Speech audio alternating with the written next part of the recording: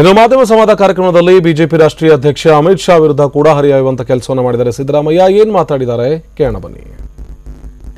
ಸಿದ್ದರಾಮಯ್ಯ ಹಿಂದೂ ವಿರೋಧಿ ಅನ್ನೋದು ಇವನು ಯಾರು ಅಮಿತ್ ಶಾನು ಕೂಡ ಹೇಳೋದು ಯಾವುದ್ರ ಬಗ್ಗೆ?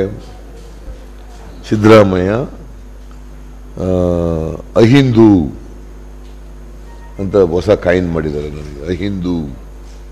ನಾನು ಅದಕ್ಕೆ ಹೇಳಿದೆ, ಅಲ್ಲಪ್ಪ ನೀನು ಹಿಂದೂನೇ ಅಲ್ಲ.